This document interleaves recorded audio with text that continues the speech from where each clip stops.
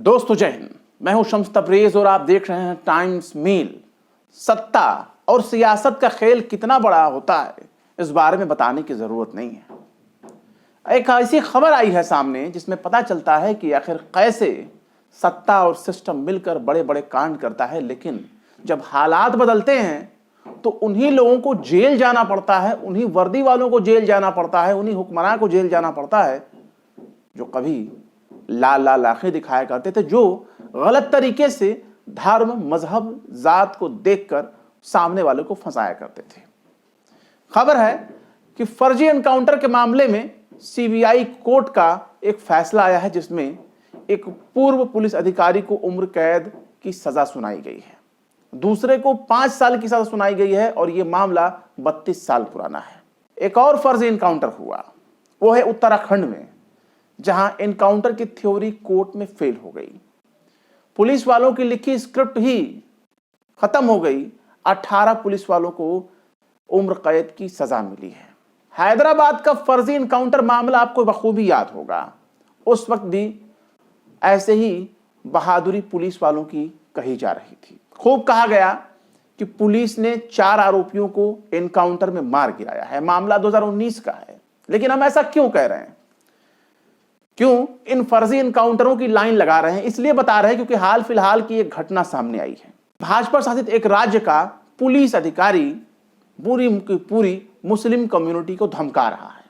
जाहिर सी बात है, ऐसे मौके पर पुलिस अधिकारियों के भी जज्बात जाग उठते हैं। वो भी खुद को कट्टर हिंदू साबित करने के लिए जज्बाती बयानबाजी शुरू कर देते हैं, लेकिन ऐसा पुलिस महकमों को होने से रोकना चाहिए। लेकिन पुलिस अधिकारी ने यहां तक कह दिया कि होली साल में एक बार आती है और जुमा साल में 52 बार आता है। अगर आपको होली से इतनी दिक्कत है, रंगों से इतनी फजीयत है, आपको रंगों से इतनी परेशानी हो रही है, तो होली के दिन आप अपने घर में बैठो, बाहर ना निकलो। मतलब एक पुलिस वाला इस मामले को अच्छे तरीके से संभाल सकता था, समझा सकता था, लेकिन खुद को हाईलाइट करने के लिए उसने किस तरह की भाषा का इस्तेमाल किया। लेकिन यह मामला सिर्फ यहीं तक खत्म नहीं होता। अभी हाल ही में मध्य प्रदेश के उज्जैन में 2 लोगों की परेड निकाली गई सड़क पर, और निकाली गई तो पुलिस ने उनको डंडे से पीटा, खूब बेत मार करके उनकी पीठ लाल की गई, उनको लहूलुहान किया गया। आरोप लगाया गया कि इन लोगों ने गाय को काटने का प्रयास किया और हमने गाय को कटने से पहले गाय को बचा लिया और ये लोग हो गए थे फरार, और फिर हमने कर लिया अब गिरफ्तार, सो हम देंगे अब इनको सजा। और सजा देते गए और सजा देते गए तो क्या बताया, उनके जरिए ये कहा गया, उनको ये मजबूर किया गया, मार मार कर मजबूर किया गया। रोड पर परेड निकाली गई और कहा गया कि कहो गाय हमारी माता, पुलिस हमारी बाप। बकायदा उस मामले में वहां के एसएचओ थे, थाना प्रभारी दसूरिया, उन्होंने बकायदा मीडिया को बताया कि बीते महीने 16-17 तारीख को सूचना मिली थी कि जैथल के पास 3 बदमाश गौहत्या करने की कोशिश कर रहे थे। इस सूचना के आधार पर पुलिस ने छापा मारा तो मौके से 3 आरोपी शेरू, आकिब और सलीम फरार हो गए।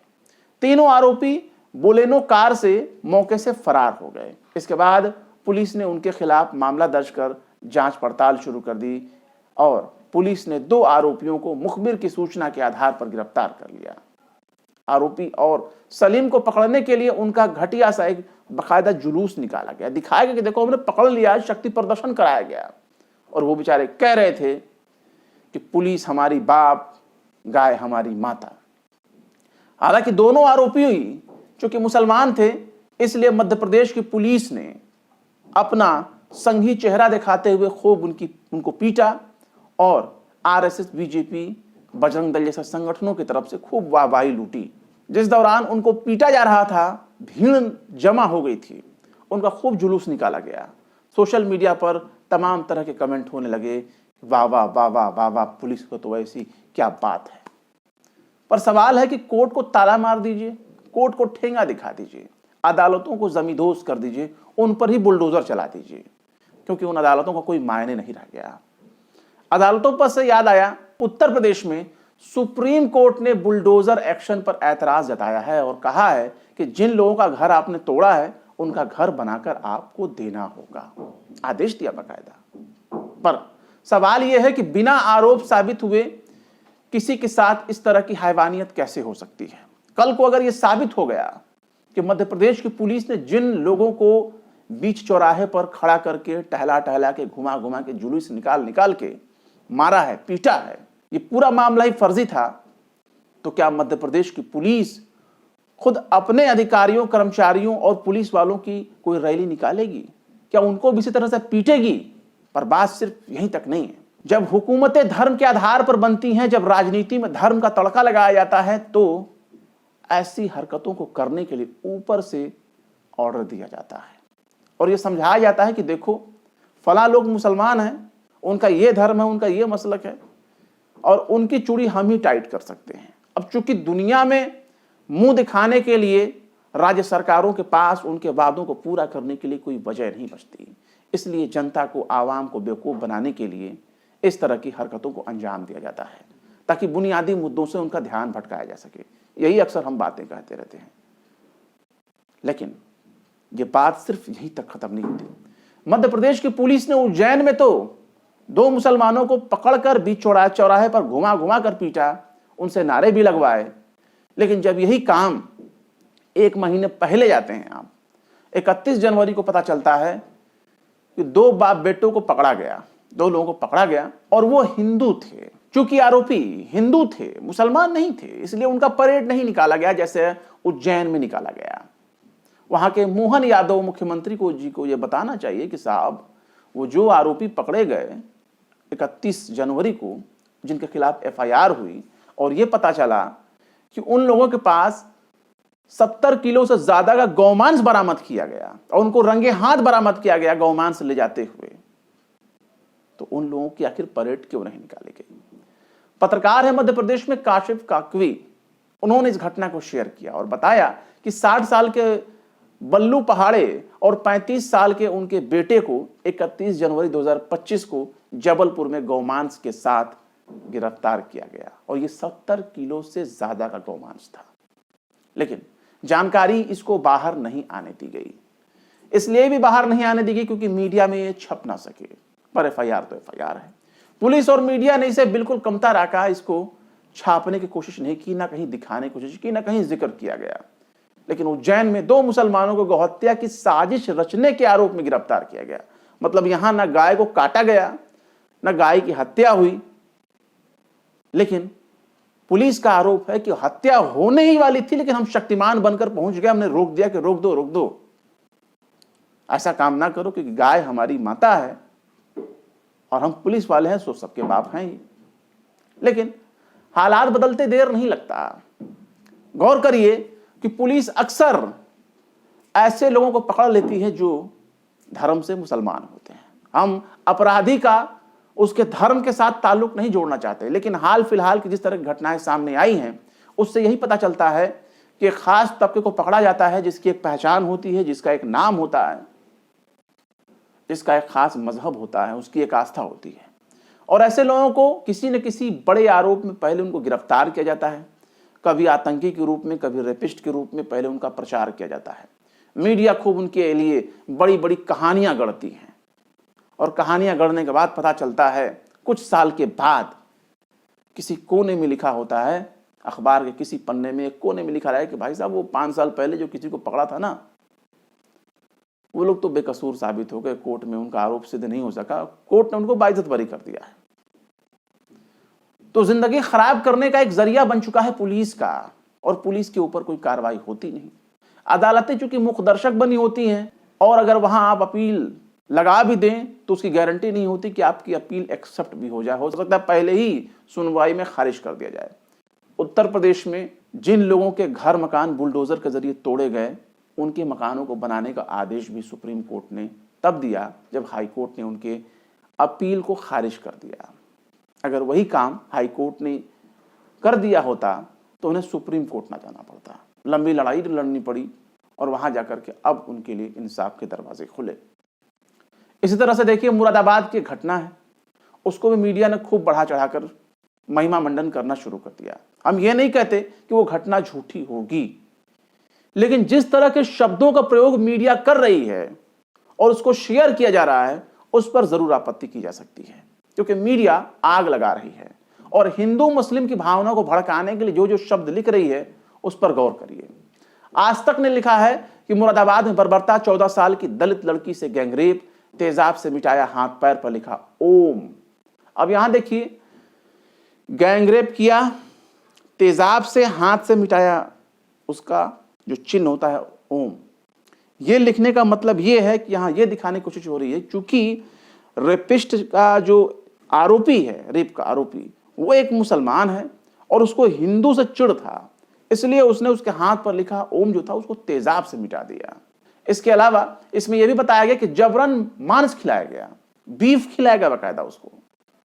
मतलब आप सोचिए कि उसको बीफ खिलाना, यह दिखाया जा रहा है कि क्योंकि से कितनी नफरत थी और उसने नफरत जो है वो धर्म के आधार पर की।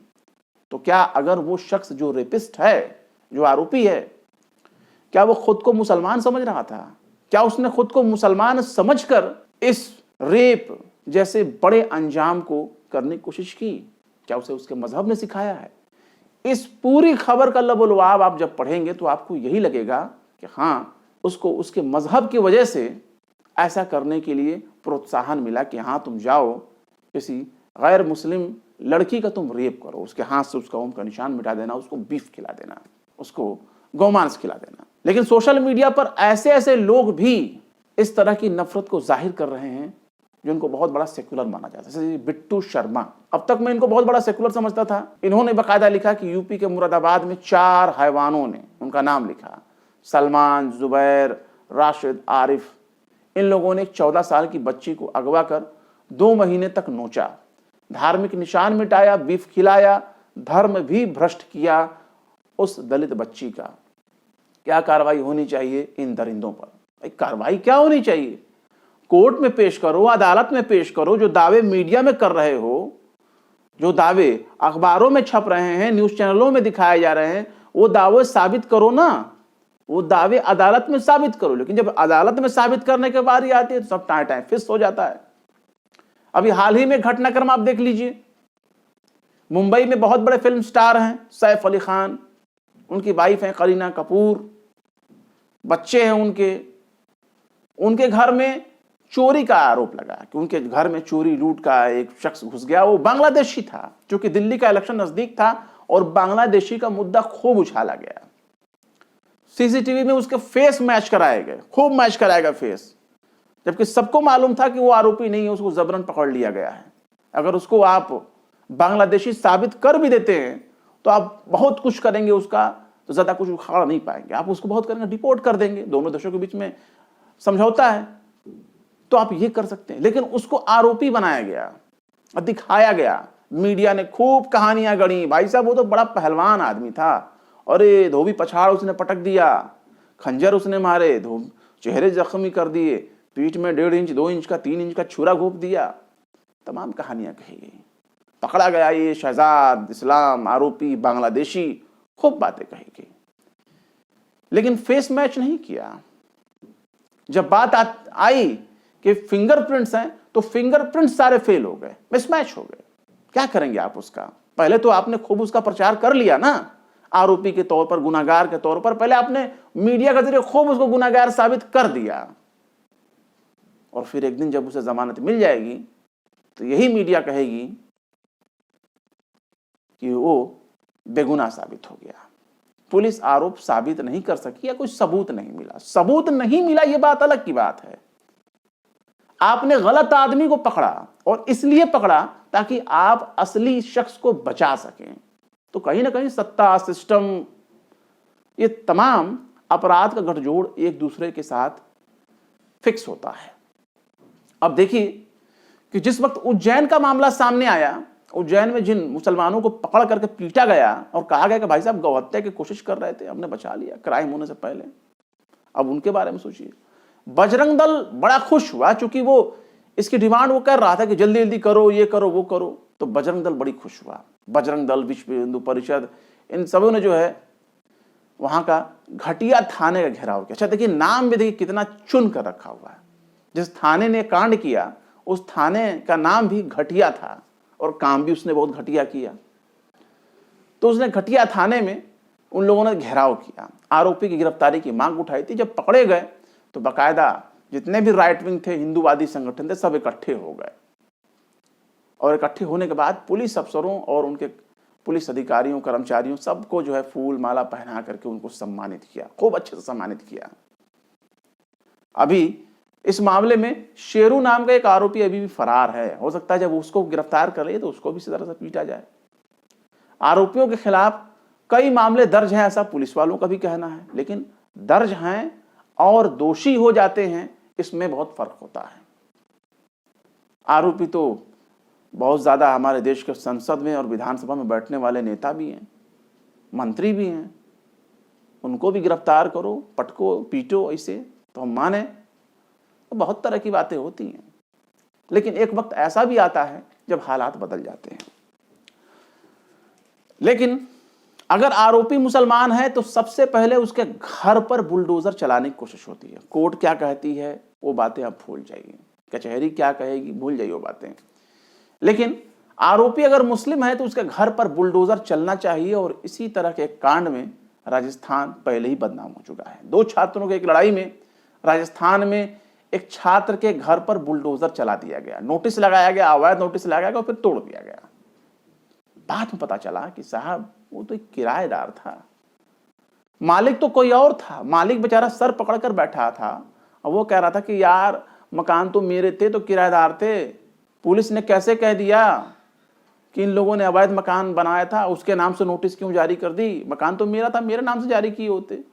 तो पुलिस, सत्ता प्रशासन सिस्टम जब किसी को निशाना बनाना चाहती है तो कोई भी हेर फेर कर देगी, आपको गलत साबित कर देगी। लौटते रहिए अदालत में, एक एफआईआर दर्ज हो जाएगी तो उसे खत्म कराने में आपको 10 साल गुजर जाएंगे।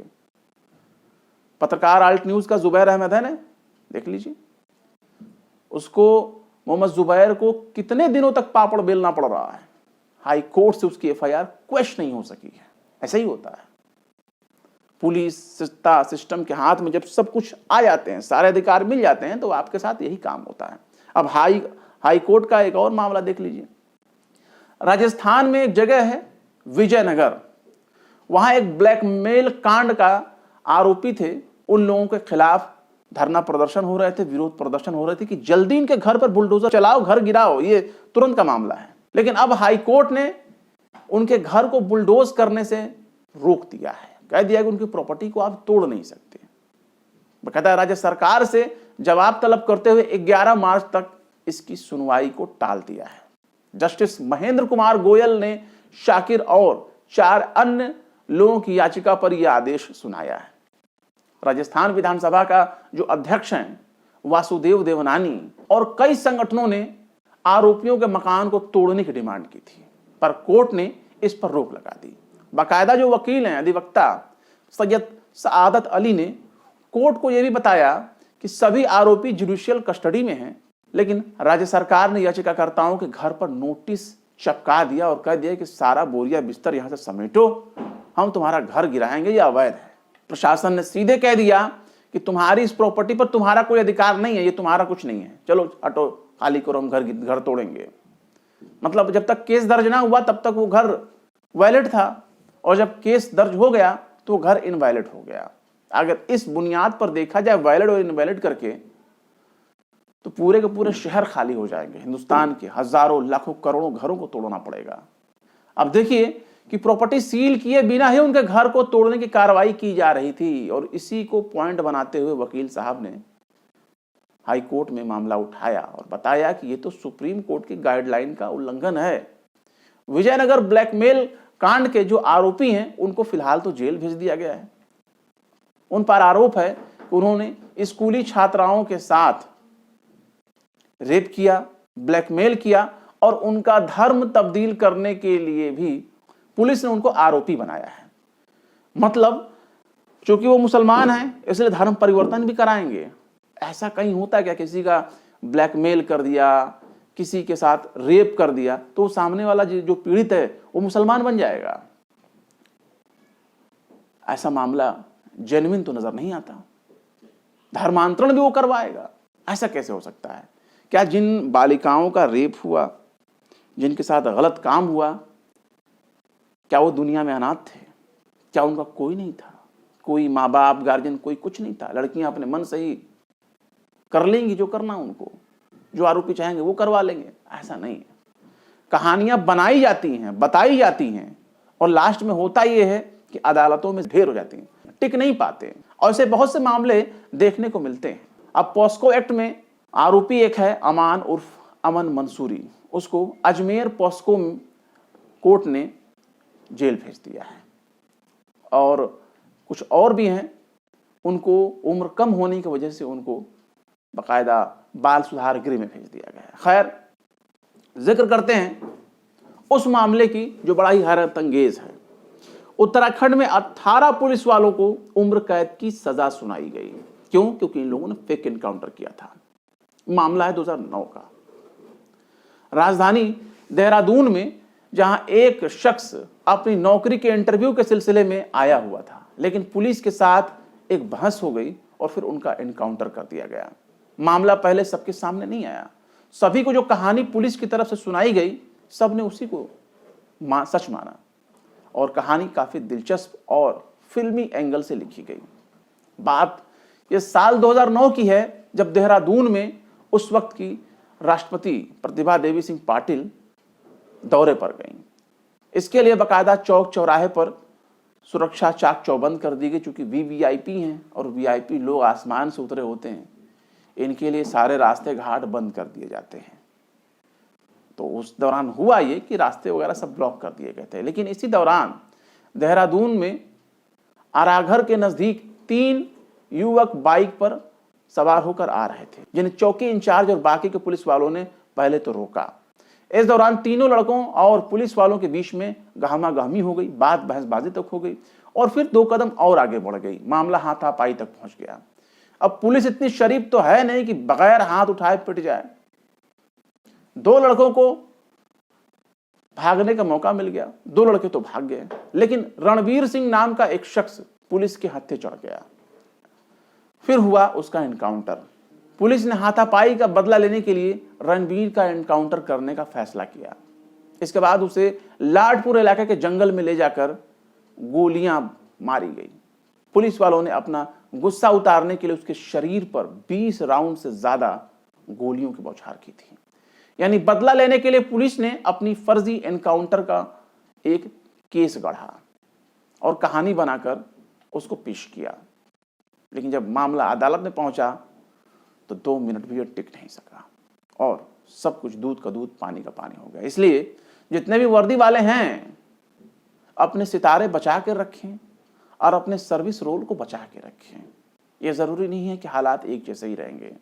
आज हालात आपके पक्ष में है तो आप गुंडई कर सकते हैं, अपनी वर्दी को ताक पर रखकर आप कुछ भी काम कर लेंगे। लेकिन हालात जब बदलेगा तो आपको ही बहुत कुछ कहना पड़ेगा, करना पड़ेगा। अदालतें गवाह बन चुकी हैं वर्दी वालों के गुनाहों की। जो वर्दी वाले कभी दूसरों को गुनाहगार साबित किया करते थे, जब खुद वो गुनाहगार साबित होने लगते हैं तो दुनिया तब देखती है असली तमाशा। फिलहाल जो भी सत्ता में बैठे लोग हैं वो राजनीति करने आए हैं, राजनीति कर रहे हैं, मोटी पगार उठा रहे हैं, पगार उठाकर चले जाएंगे, उनको पेंशन भी मिलेगा, उनके परिवार वालों को भरण पोषण भी होता रहेगा। लेकिन एक पुलिस वाला, एक वर्दी वाला जब गुनाहगार साबित होता है तो उसके आगे पीछे उसको संभालने वाला कोई नहीं होता। रेप के आरोप में अगर आप किसी को गिरफ्तार करते हैं तो कोर्ट में उसके गुनाह को साबित करिए, वरना हमारे देश में ये तो इतिहास हो चुका है कि अगर धर्म अलग है तो गुनाहगार को भी बचाने के लिए खुद सरकार आगे आ जाएगी। बिल्किस कांड को आप भूल कैसे सकते हैं? गुजरात के बिल्किस बानो का कांड में जो भी आरोपी थे, रेपिस्ट थे, मर्डरर थे, उनको सुप्रीम कोर्ट ने सजा सुनाई थी, दोषी ठहराया था। यह भी नहीं कि आरोपी हैं, लेकिन उनको फूल माला पहनाकर स्वागत किया गया और जेल से उनको रिहा कर दिया गया। बाबा राम रहीम का मामला हो या आसाराम का मामला हो, ये लोग दोषी हैं, लेकिन सत्ता उनके साथ खड़ी है। वो बाहर घूमकर बार बार मौज काट रहे हैं। जितने दिन वो जेल के अंदर नहीं हैं, उससे ज्यादा वो बाहर वो सत्ता और प्रशासन की खुशामद कर रहे हैं। तो हालात बदलते देर नहीं लगती जनाब। इसलिए अपनी अपनी वर्दियों को संभाल कर रखिए, क्या पता कब आपके लिए इतिहास बन जाए। फिलहाल इस खबर में बस इतना ही। उम्मीद करता हूं यह मामला आपको समझ में आया होगा। फिर मिलते हैं किसी और वीडियो में एक नई खबर के साथ। शम्स तबरेज को दीजिए इजाजत। जय हिंद। अगर अभी तक आपने हमारे चैनल टाइम्स मेल को सब्सक्राइब नहीं किया है तो जल्दी से सब्सक्राइब कर दें और बेल आइकन भी प्रेस कर दें।